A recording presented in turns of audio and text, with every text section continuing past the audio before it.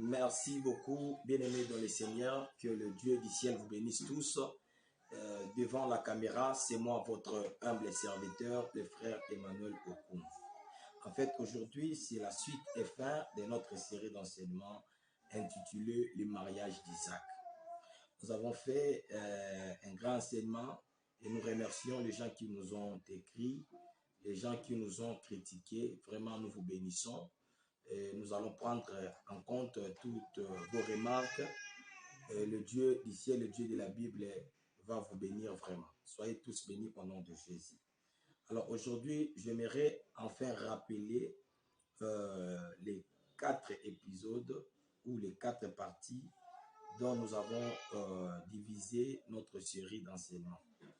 Alors, la première partie, c'était en fait l'histoire de vieux serviteur ou la mission du vieux serviteur qui a commencé de Genèse 24, chapitre 24, du premier verset au 9e verset.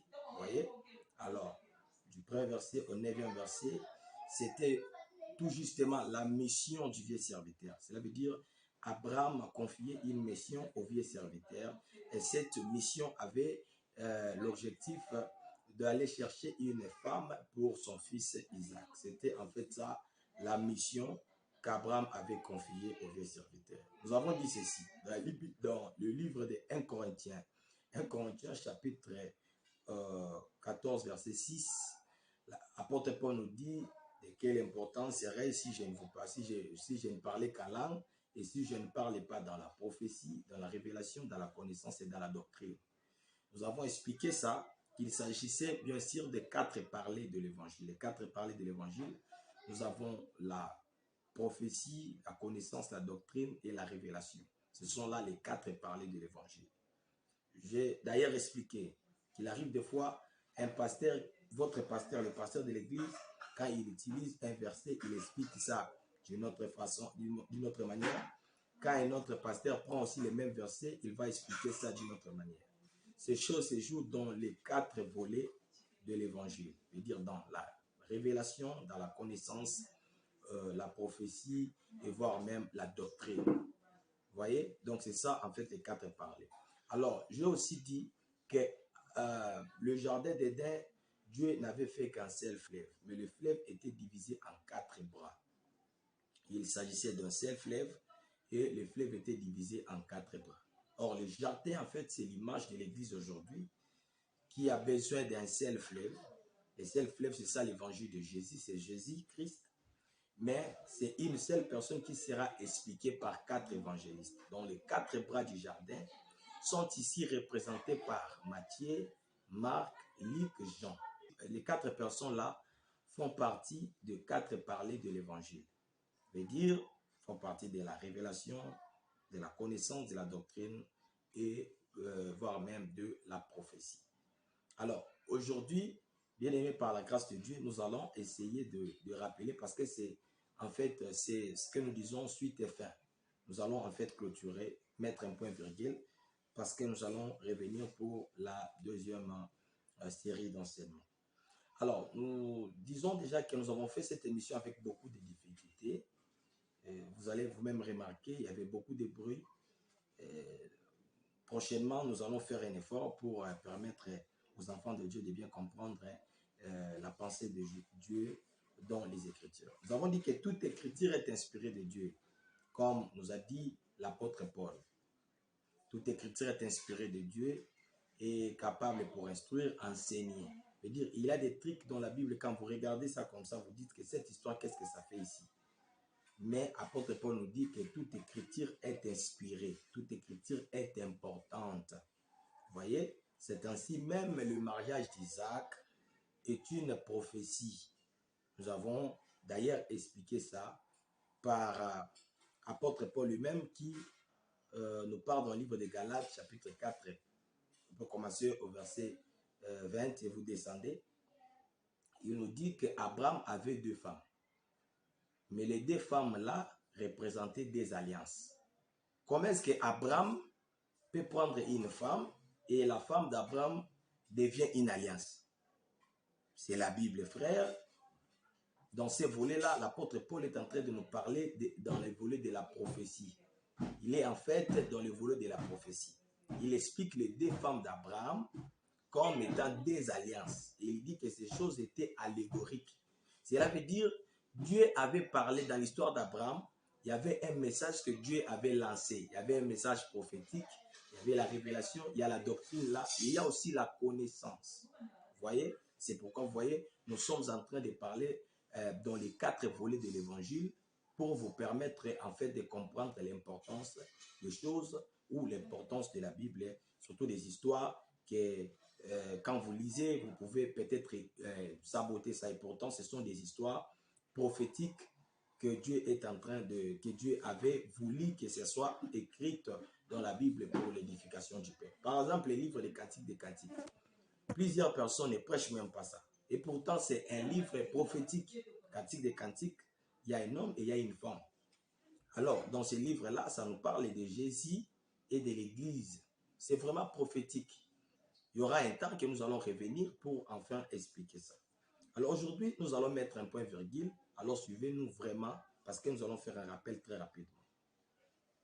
Dans ce rappel, comme je vous ai dit que dans la première partie, qu'est-ce que nous allons parler? La première partie, nous avons dit que le mariage d'Isaac, c'est avant de comprendre ce mariage, il ne faut pas seulement lire Genèse 24, il faut aussi lire Genèse 22.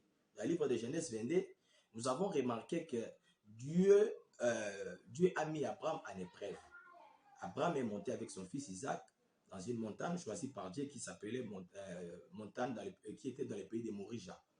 Alors, dans cette montagne-là, nous avons vu Abraham qui a voulu sacrifier son fils, son unique fils Isaac, selon la demande de l'Éternel.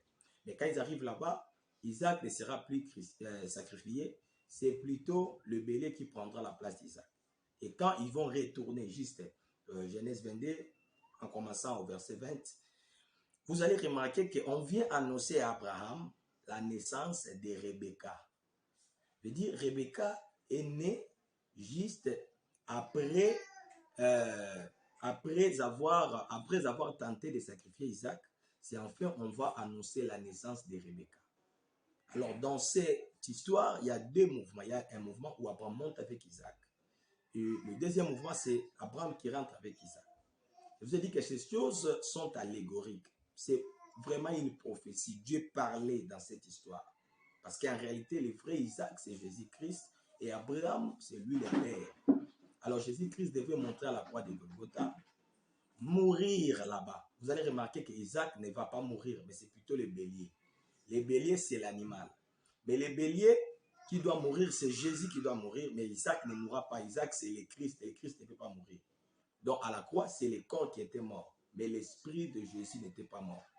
C'est pourquoi Isaac, c'est impossible pour lui de mourir parce que c'est le fils de la promesse, c'est le Christ. Le Christ ne meurt jamais. Mais c'est plutôt la chair, Jésus, qui était mort à la croix. Mais vous allez remarquer qu'Abraham va retourner avec son fils Isaac. Et quand il retourne avec son fils Isaac, on va directement annoncer la naissance de Rebecca. Cela veut dire qu'il faut comprendre le mariage d'Isaac et de Rebecca. Il faut d'abord lire Genèse 22 parce qu'il y a une révélation qui est cachée dans cette histoire. Je vous ai donné plusieurs exemples. Par exemple, Adam. Pour que Dieu puisse manifester Ève, Dieu a plongé Adam dans un profond sommeil. Adam était plongé dans un profond sommeil. Et dans ce profond sommeil, qu'est-ce qui s'est passé? Quand il se réveille, il voit directement Ève. Or, le profond sommeil d'Adam, c'est l'image de la mort, comme Jésus-Christ nous a d'ailleurs expliqué ça dans le livre de Jean chapitre 11, verset 11 jusqu'à 14. Quand Jésus-Christ veut annoncer la mort de Lazare, qu'est-ce qu'il dit? Il dit à ses disciples que non, notre frère Lazare dort. Alors les disciples ont répondu que s'il dort, c'est qu'il serait guéri. Alors Jésus-Christ leur a dit clairement que Lazare n'est plus. Lazare est mort, mais il sera ressuscité. Donc selon Jésus, la mort égale au sommeil. Le sommeil égale à la mort. C'est ainsi le sommeil, le profond sommeil d'Adam était en fait l'image de la mort. Et quand il est réveillé, c'est aussi l'image de la résurrection. C'est enfin qu'il verra sa femme Ève. Et qui viendra avec Ève? C'est Dieu lui-même qui viendra avec Ève. C'est ainsi dans cette histoire, si vous remarquez bien, c'est le père qui doit chercher une femme pour son fils. Et vous allez remarquer que Adam, c'est le fils de Dieu, que Dieu lui-même a cherché une femme pour Adam. Et cette femme-là, c'est Ève. Nous avons dit qu'il y avait un mouvement, il y avait la mort et la résurrection pour que Ève soit donc apparue. Et c'est la même chose avec Boaz. Pour que Ruth se manifeste dans la vie de Boaz, Naomi a dit à Ruth, attends que Boaz dort. Boaz était endormi et quand il se réveille au milieu de la nuit, il remarque la présence de Ruth. Alors ces histoires-là sont allégoriques, ce sont des prophéties. Dieu expliquait des trucs dans les histoires-là. C'est-à-dire, nous avons en fait compris que le véritable Isaac, le véritable Boaz, le véritable Adam, c'est Jésus-Christ qui devrait mourir à la croix et ressusciter pour en fait manifester l'Église qui est son corps. L'Église corps de Christ. Vous voyez? Donc l'Église s'est manifestée après la mort et la résurrection de Jésus-Christ. Donc ces choses étaient allégoriques, ça ne parlait que de Jésus-Christ. Vous voyez? Alors, dans la Bible, le livre de Colossiens, chapitre 2, versets 16 à 17, nous dit que personne ne vous juge en ce qui concerne le manger et le boire. Parce que toutes ces choses étaient l'ombre des choses à venir, d'où le corps c'est en Jésus-Christ. Je veux dire, la loi, c'était l'ombre des choses à venir. Tout ce qui s'est passé là, ça nous parlait tout justement de Jésus-Christ. Parce que Jésus-Christ, c'est en fait lui, l'homme à la taille prophétique. C'est lui qui a accompli la loi, les prophètes et les psaumes. Donc, c'est un peu ça. Nous avons expliqué comme ça. Et nous avons dit, en fait, vous allez remarquer que la mission, dans cette mission, nous avons la présence d'Adam, plutôt nous avons la présence d'Abraham, nous avons la présence du vieux serviteur et d'Isaac. Et ces trois personnes-là, c'est ça le Père, le Fils et le Saint-Esprit. Les trois personnes représentent en fait le Père, le Fils et le Saint-Esprit. Nous avons prouvé Abraham comme étant le Père.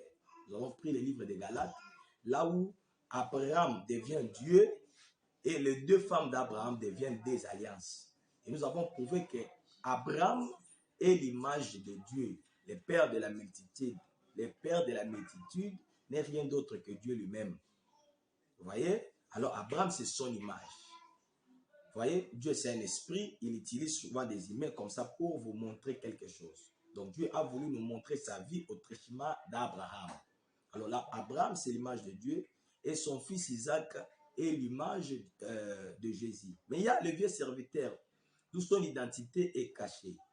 Le vieux serviteur, ce n'est pas Eliezer de Damas. J'avais dit autrefois, Eliezer de Damas, c'est quelqu'un, c'est un fils d'un esclave.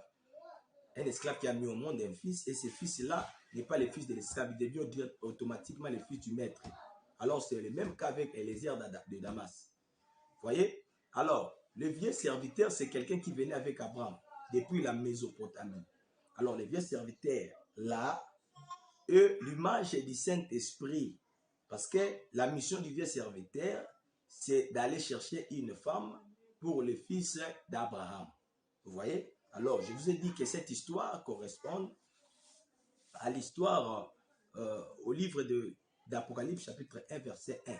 Quand vous lisez, vous allez remarquer qu'on parle de la révélation de Jésus-Christ que Dieu lui a donné pour montrer à ses serviteurs les choses qui doivent arriver bientôt par la voix de son âge à son serviteur Jean. Alors, on nous parle de Dieu, on nous parle de Jésus et on parle d'un ange. Et l'identité de l'ange est cachée. Vous voyez? Cet ange-là, c'est le Saint-Esprit. L'ange-là qui doit révéler les choses, c'est le Saint-Esprit. Jésus dit clairement que j'ai beaucoup de choses à vous dire, vous ne pouvez les porter maintenant, mais quand le consolateur viendra, il vous dira les choses à venir. Ou soit, les choses à venir, c'est quoi? C'est ça la prophétie, n'est-ce pas? Parce que la prophétie, même les termes de prophétie, veut dire prédire, c'est dire les choses qui vont à venir. Alors, l'ange là, c'est l'image du Saint-Esprit, c'est le Saint-Esprit. C'est pourquoi vous allez remarquer que l'identité de l'ange est cachée. C'est la même chose dans l'histoire d'Abraham. Les vieux serviteurs, son identité est cachée. Si vous lisez bien l'histoire, vous allez même remarquer que quand le vieux serviteur va chez Abraham, plutôt en Mésopotamie, il n'a jamais parlé de lui. Il a parlé d'Abraham le père et il a parlé d'Isaac le fils et tout à Rebecca. Alors, quand vous lisez bien Jésus dit que or la vie éternelle est qu'ils te connaissent toi le ciel, le vrai Dieu et celui que tu as envoyé, c'est tout. C'est ça en fait la mission du vieux serviteur. Et nous avons dit que les vieux serviteurs c'était en fait l'image du Saint-Esprit. Les vieux serviteurs eux aussi l'image de ministre. Ouais, c'est aussi l'image du ministère. Voyez, le ministre, le travail qu'ils font en fait l'œuvre du vieux serviteur. Parce que vous serez surpris de voir un homme comme apôtre Paul vous dire que je vous ai fiancé à un seul époux qui est Christ. Donc le travail d'un ministre, c'est de fiancer les peuples, c'est prendre les peuples, préparer les peuples pour le mariage d'un seul époux qui est qui? Qui est Jésus. Donc, le vieux serviteur est aussi l'image de quoi? Il est l'image en fait aussi de ministres qui nous prêchent la parole de Dieu. Donc, nous avons parlé de ces choses-là. Cette émission sera de 50 minutes, vraiment c'est porté parce que c'est la suite des faits, nous devons clôturer toutes les choses. Nous avons dit qu'Abraham a fait gérer au vieux serviteur. Il a dit au vieux serviteur, mets ta main sous ma cuisse. Alors, nous avons expliqué ça. Quand le vieux serviteur a mis sa main sous la cuisse, qui est le vieux serviteur pour voir la cuisse d'Abraham? Le vieux serviteur, c'est quelqu'un, c'est un serviteur d'Abraham. Mais comment un vieux serviteur comme ça peut voir la cuisse d'Abraham? C'est pourquoi je vous ai dit une chose. Les vieux serviteurs-là n'est eux aussi l'image de Jésus-Christ. Car, vous allez remarquer une chose. Noé avait 3 enfants. Dans ces 3 enfants, il y a un qui a vu la nullité de Noé dans sa tente. Lisez bien la Bible. Noé ne s'est pas déshabillé en dehors de sa tente. Noé était dans sa tente. Et quand le fils de Noé a vu la nullité de son père, qu'est-ce qui s'est passé? Le père ne maudit pas le fils, il maudit la postérité de son fils là. Alors vous allez remarquer une chose. Dans la Bible, il n'y a qu'un seul prophète qui a dit qu'il a vu le père. Un seul. Et le seul là, c'est Jésus-Christ. Jésus a dit, personne n'a vu le père. Si c'est les mots. Cela veut dire le vieux serviteur, c'est quelqu'un qui connaissait très bien Abraham. C'est quelqu'un qui a vu Abraham. Alors, pour réaliser la mission, qu'est-ce qui se passe? Le vieux serviteur doit gérer. Il a géré de faire la volonté d'Abraham. C'est pourquoi nous disons que l'évangile que nous prêchons aujourd'hui, c'est un évangile du serment. Apôtre Paul a dit, si moi, Paul, je revenais encore un jour pour vous prêcher un évangile qui est différent de celui-ci, que je sois anathème, que je sois maudit. Et il dit que si aussi un autre ministre vient vous prêcher un autre évangile qui soit maudit. Pourquoi? Parce que les vieux serviteurs avaient mis la main sous la cuisse.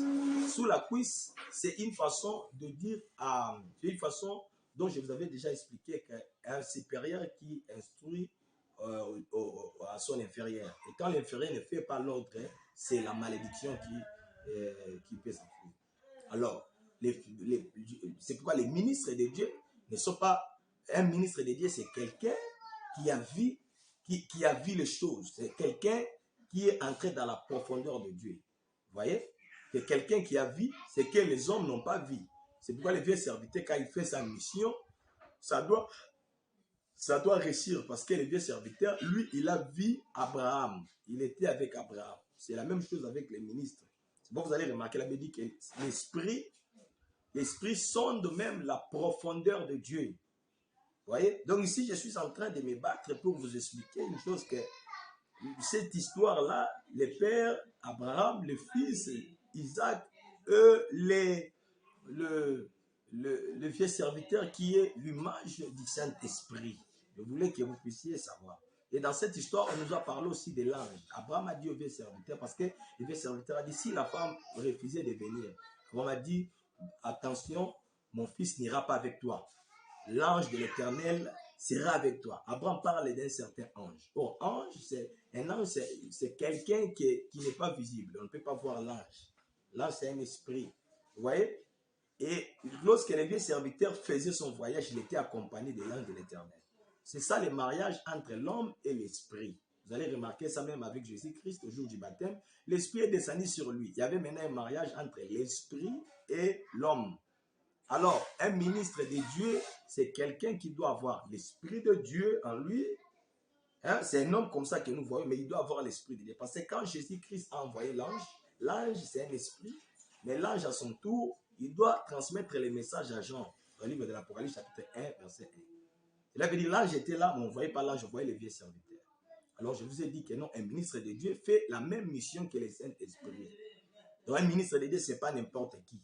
Et quand on dit l'esprit sonde de la profondeur de Dieu, on parle aussi, un ministre de Dieu aussi doit sonder la profondeur de Dieu pour nous prêcher l'évangile. Il ne va pas parler comme tout le monde. Pas seulement prêcher, Mais il doit aussi être quelqu'un qui est puissant parce que le vieux serviteur a effectué le voyage avec tous les biens d'Abraham. Donc, il était venu avec les biens d'Abraham. Vous voyez? Donc, c'est un peu ça, la pensée de ces choses que nous sommes en train de dire ici. Alors, nous avons aussi dit que Rebecca, c'est l'image de l'Église. C'est l'image de nous, aujourd'hui, l'Église, parce que Rebecca représente l'Église. Alors, dans la continuité du message, nous avons aussi parlé d'une chose très capitale. Nous avons dit que le vieux serviteur doit se diriger avec le 10 chameaux. C'est quoi les 10 chameaux? Les 10 chameaux, je vous ai dit que la loi, il existait plusieurs commandements dans le temps de la loi. Mais le commandement était réduit en 10. Les 10 commandements. Alors, les vieux serviteurs qui effectuent son voyage avec les 10 chameaux. Les 10 chameaux, c'est l'image de 10 commandements d'où le Saint-Esprit devrait venir avec. Or, le 10 commandements, Jésus-Christ a réduit ça à un seul commandement qui est l'amour. Quand vous voyez les 10 chameaux, il s'agit bien sûr d'un seul commandement que le vieux serviteur est venu avec, qui est l'amour. Mais qu'est-ce qui va se passer? Le vieux serviteur se dirige à la source. Pourquoi le vieux serviteur va à la source? Si vous comprenez, si vous vous souvenez bien, la première partie, je vous ai dit qu'Abraham, c'est quelqu'un qui sort de la Mésopotamie. Mésopotamie signifie entre les mers. Une ville qui est située entre les mers. Vous voyez? C'est-à-dire, dans la source, Abraham vient de là. Alors, il veut que l'on puisse prendre pour son fils Isaac une femme qui vient de la Mésopotamie. Ici, la Mésopotamie représente la parole de Dieu qui est la source. Oui, la source, toute créature. L'histoire se disait Jean chapitre 1, verset 1 jusqu'à 3. On nous parle que c'est la parole qui nous a tout, c'est la parole qui a tout créé. Et quand Abraham veut chercher une femme pour son fils Isaac, cette femme-là doit être le fruit de la parole. Cette femme doit sortir de la parole. Donc, en d'autres termes, Rebecca vient d'Isaac. C'est comme Ève qui est sortie d'Adam. Hein, si vous voulez bien comprendre. Ève est sortie d'Adam. Je veux dire, la femme ou l'épouse de l'homme, ou l'épouse plutôt de Jésus, doit être quelqu'un qui sort de Jésus. Jésus comme étant la parole. La femme doit sortir de la parole. C'est ainsi le vieux serviteur s'en va à la source. Voyez-vous l'image de la source, l'important de la source. Et quand le vieux serviteur arrive à la source, il met un critère. Les critères, c'était que la jeune fille qui viendra, qui me donnera à boire et qui dira d'elle-même que je vais donner à boire aux 10 chameaux. C'est cette femme qui sera la femme de mon maître Isaac. Et qu'est-ce qui se passe? On était surpris de voir Rebecca qui donne à boire au vieux serviteur et elle commence à réaliser, à donner aussi à boire aux 10 chameaux. Et la Bible dit que le vieux serviteur a gardé silence pour voir si l'Éternel était en train de faire réussir sa mission. Ah, aujourd'hui là dans l'église, si tout ce dont nous faisons là, on ne le fait pas par notre propre force. C'est lui qui prêche la parole, c'est lui qui écoute et qui met en pratique la parole de Dieu. Ici, nous sommes en train d'accomplir les critères du Saint-Esprit, les critères de la parole. Et le vieux serviteur, Rebecca qui a nourri, qui a donné à boire au vieux serviteur et aux 10 chameaux, c'est une façon de Rebecca d'accomplir l'amour. Vous voyez? D'accomplir l'amour parce que Dieu, Jésus-Christ sur la terre, était à la recherche de l'amour. Et quand il vient en Israël, il n'a pas trouvé l'amour. Voyez-vous? Écoutez très bien. Jésus-Christ va à la croix, il dit j'ai soif. Waouh, Jésus. Toi qui veux mourir, tu as encore besoin de boire de l'eau. Mais qu'est-ce qu'on présente à Jésus? Le vinaigre. Il a besoin de l'eau, mais on présente à Jésus le vinaigre. Ah, quand Jésus dit qu'il a soif, ce soif-là, ce n'est pas soif de l'eau comme ça. Il avait soif de la femme. C'est pourquoi les vieux serviteurs devraient aller à la source pour trouver la femme. C'est pourquoi les Juifs n'ont pas servi l'eau à Jésus. Mais nous les païens, nous avons servi l'eau qui est l'amour. Il a trouvé l'amour en nous. Vous voyez? Donc c'est un peu ça la pensée de ces choses-là que nous sommes en train de dire. Et quand Rebecca faisait ces choses, Rebecca ne savait pas que c'est en fait Dieu qui agissait en elle. Aujourd'hui aussi, quand vous marchez dans la crainte de Dieu, ce ne sont pas vos efforts, c'est Dieu qui est en train d'agir, qui est en train de faire des choses en vous. pour que vous puissiez rencontrer Isaac. Et qu'est-ce qui s'est passé? Le vieux serviteur a directement mis un signe à Rebecca. Il a mis un signe à son nez, symbole de la vie.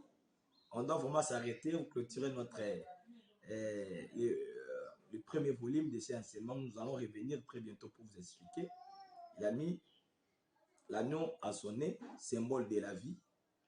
Vous voyez, le nez, non? Et à son bracelet. Et à son bras, il a mis quelques bracelets. Alors, c'est ça les signes. En fait, le vieux serviteur doit mettre son signe. La Bible dit que nous avons été scellés par le Saint-Esprit, frère. Donc, ce que je suis en train de dire, ce n'est pas une histoire. Non, c'est la vie, c'est la Bible, c'est comme ça. Et nous sommes scellés. Un enfant de Dieu, c'est quelqu'un qui est scellé par l'Esprit de Dieu. Et qu'est-ce qui s'est passé? La suite, on va continuer ça après. Donc, c'était 5 séquences et nous allons continuer la suite pour permettre aux enfants de Dieu de pouvoir bien comprendre le message. Mais qu'est-ce que je voulais vraiment dire dans ces grands séminaires? Mon intention, ce n'était pas seulement pour prouver aux gens que nous connaissons la révélation. Non, non, ce n'est pas important. Mais l'intention ici, c'est dire aux enfants de Dieu que aujourd'hui, le travail du Saint-Esprit, c'est de chercher une femme pour Jésus-Christ. Alors, frère bien-aimé, tu es une femme. Si vous allez remarquer les critères de Rebecca. Rebecca, c'était une fille qui était vierge. Elle était vierge, obéissante. C'était quelqu'un qui était belle. Aujourd'hui, la belle, pour une femme vierge, c'est une femme qui se conserve. C'est une femme qui se livre pas au péché.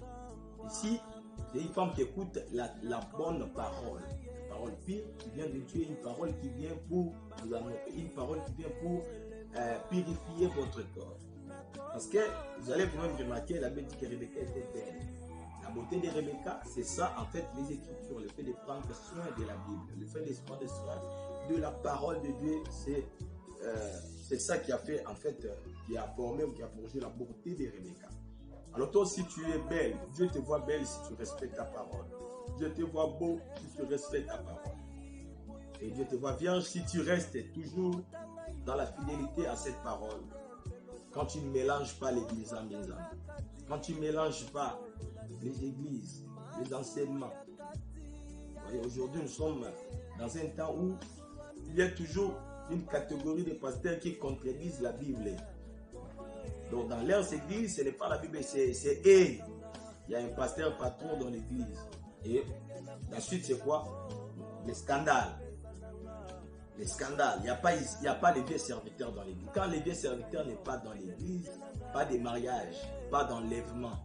Les vieux serviteurs ne parlent pas de lui. Aujourd'hui, les noms des pasteurs sont élevés plus que le nom de Jésus. Mais dans pourtant dans la Bible, on n'a pas parlé du nom du vieux serviteur. Même le Saint-Esprit lui-même ne parle pas de lui, il ne parle que de Jésus. C'est pourquoi vous voyez aujourd'hui, vous élevez même les pasteurs, vous défendez les pasteurs. C'est pourquoi vous êtes tous confondus. Les pasteurs ne peuvent pas faire sa publicité. Les pasteurs ne peuvent pas vendre son nom. Le pasteur vient faire la publicité de Jésus, vient parler que de Jésus-Christ. Les hommes de Dieu doivent retourner dans la logique de la Bible. Ils doivent prêcher la parole de Dieu. Parler de Jésus-Christ. Les vieux serviteurs ne cherchaient pas son honneur. Dans la Bible, nous avons les apôtres de Jésus. Citez-moi un apôtre millionnaire. Aujourd'hui, nous avons les pasteurs millionnaires. Je ne suis pas contre ça. Mais la cupidité, c'est pas bien. C'est pas bien. On ne vend pas l'évangile. On ne vend pas la prophétie. On ne vend pas la musique. David ne vendait pas la musique. Et pourtant, il était béni. Aujourd'hui, nous avons des chrétiens qui vendent leur musique pour livrer un concert avec argent. Vendre un album avec le CD, là c'est normal. Mais livrer des concerts, vous demandez l'argent, vous vendez. Vous êtes des Judas qui a vendu Jésus-Christ. Aujourd'hui, les choses là. Donc, si vous remarquez ces choses-là, il y a l'absence du vieux serviteur, qui est le Saint-Esprit. Et quand le Saint-Esprit descendit, au jour de Pentecôte, il n'a pas dit à Pierre que je m'appelle le Saint-Esprit. Non, il a directement commencé à expliquer l'évangile. La révélation a commencé. Pierre a directement attaqué, il commence directement à prêcher. Il dit, nous connaissons tous David, ceci, cela. Oh, David était mort, c'est David-là qui devait mourir et ressusciter. C'était Jésus-Christ. David qui ne devait pas voir la corruption. c'était Jésus-Christ. Il commence directement par Jésus, il commence par vanter Jésus-Christ. Nous avons vu les apôtres mourir pour Jésus. Est-ce que ça dépasse aujourd'hui? Donc je suis venu aujourd'hui dire à une personne, regarde dans ton église, regarde là où tu pries. Ici, le vieux serviteur n'est pas là. Ici, le vieux serviteur, je parle du Saint-Esprit, je parle de Jésus-Christ, je parle de la parole qui ne parle que de Dieu, qui ne parle que de la vérité, qui nous appelle au respect de la parole. C'est cette parole-là qui vient du ciel. C'est cette parole-là qui nous a créés en fait. C'est cette parole-là qui va nous sauver. Les hommes de Dieu ne sauvent pas. Ce qui nous sauve, c'est plutôt la parole qui est venue du ciel. C'est Jésus-Christ qui est au milieu de nous. Il a dit, voilà, je serai avec vous jusqu'à la fin du monde. Il est là, au milieu de nous. Alors, bien-aimés dans le Seigneur, Rebecca, voyez les filles, il y a une sélection, il y a toujours une sélection. Les filles sont nombreuses, ont choisi Rebecca. Il y a toujours une sélection. Vous allez remarquer même dans l'histoire d'Esther. Il y avait beaucoup de filles, mais c'est Esther qui était choisie. Et c'est la même chose aujourd'hui. Beaucoup d'églises. Mais une seule église sera choisie. L'église qui respecte la parole de Dieu. L'église qui craint Jésus. Bien aimé, chez Dieu, ce n'est pas les nombres qui comptent. Nous avons aujourd'hui les pasteurs qui nous parlent des nombres des gens qui sont dans l'église. Ce n'est pas important. Jésus-Christ est venu sur la terre, il a choisi 12 disciples. 12 disciples. Et avec les 12, il a conquéri. Il a vaincu. Aujourd'hui, on n'a pas besoin de la quantité, mais de la qualité. Vous avez plusieurs membres à l'église. Mais quels sont ces membres? Qu'est-ce que vous prêchez? Quelle nourriture que vous donnez à l'église? Et vous allez remarquer, quand on pose la question, la fin du monde sera comment? Jésus-Christ dit, ce sera comme au temps de Noé, comme au temps de Lot. Alors remarquez l'histoire de Noé. Au temps de Noé, les gens sont sauvés 8. Au temps de Lot, 4 moins 1. La femme de Lot. Et c'est la même chose. Jésus-Christ vous répond clairement. Aujourd'hui, l'église que Jésus-Christ entend, c'est une église qui se sacrifie, qui écoute la parole. La Bible dit que dans les derniers jours, les gens auront la démangeaison d'écouter la sainte doctrine. Vous voulez que l'on puisse vous parler de bonnes choses, des révélations, de ceci, cela, des bénédictions. Bien aimé, la première bénédiction, c'est la parole de Dieu. Quand vous respectez cette parole, quand vous suivez cette parole, vous êtes bénis. C'est ça la première bénédiction. Ne liez pas la bénédiction de Dieu à l'argent. L'argent, c'est une chose que l'homme a créée. C'est une créature. Dieu, c'est le créateur. On ne peut pas lier l'argent à Dieu. Que Dieu vous bénisse. Bien-aimé dans le Seigneur. Tu veux te sentir béni? Tu veux voir l'argent? Moi, je te pose la question. Abraham était béni, il avait l'argent. Abraham n'avait pas l'argent, mais pourtant, il était béni. La bénédiction de Dieu n'a rien à voir avec l'argent. L'argent doit suivre la bénédiction de Dieu. J'aimerais vous communiquer ces messages. J'aimerais vous dire aujourd'hui, cherchez le Seigneur, abandonnez les péchés. Faites encore marcher dans la crainte de Dieu. Plusieurs personnes pensent que la grâce, c'est le temps de pécher le matin et demander pardon le soir. Non, la grâce, c'est le temps de vivre une vie de sanctification. Tu peux croire que je suis en train de craindre Dieu par ma propre force. Non, ce n'est pas ta propre force. C'est comme le cas de Rebecca. Ce que Rebecca faisait, elle croyait comme si elle avait fait vraiment un travail. Regardez, imaginez avec sa crèche.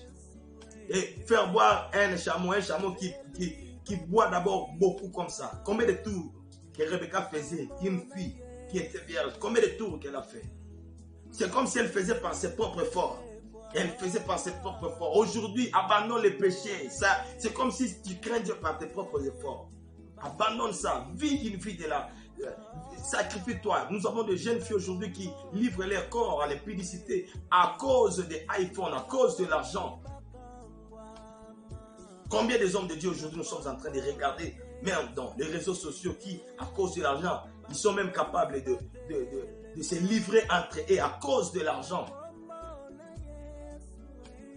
Frère, Dieu nous a donné le pouvoir. La Bible dit qu'à ceux qui l'ont reçu, il les a donné le pouvoir de devenir enfants de Dieu. Et qu'elles sont nées, non selon la volonté de l'homme, mais selon l'Esprit, selon le Seigneur. Et nous croyons qu'il y a une génération qui est née selon la parole de Dieu. Nous sommes nés selon cette parole, renouvelée à nous.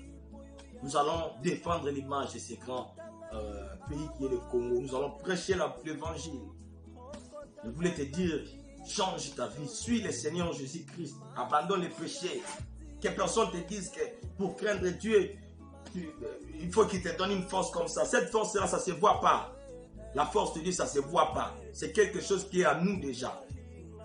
Tu as la capacité de craindre Dieu si tu crois au Seigneur Jésus. Si vraiment c'est lui qui a payé ta dette à la croix, il a éliminé les péchés, tu as la capacité de craindre Dieu. Dieu me dit de te dire, va avec la force que tu as. Je sais que tu étais tombé, je sais que tu vis dans les péchés, je sais que tu mélanges les choses. Tu es dans l'église, tantôt dans la masturbation, dans les publicités. Mais Dieu t'aime. Il veut que tu abandonnes parce qu'il ne peut qu'épouser une fille vierge. Cette fille vierge, c'est toi et moi. Nous qui marchons dans la sainteté, dans la parole. Les souverains sacrificateurs, si vous lisez dans la Bible, ils ne devaient qu'épouser une fille vierge. Et la fille vierge là, c'est toi et moi. Et Jésus-Christ, c'est lui le souverain sacrificateur, c'est l'ordre de Melchisédek. Et cette fille vierge, c'est toi et moi. C'est nous qui conservons la bonne parole, nous qui respectons les Écritures. Que Dieu le ciel vous bénisse, de bénir Rebecca. Prépare-toi pour les malades de ton époux. Le monde, vous voyez vous-même avec des guerres, des troubles. Jésus revient bientôt. Et l'enlèvement est imminent. Que Dieu vous bénisse.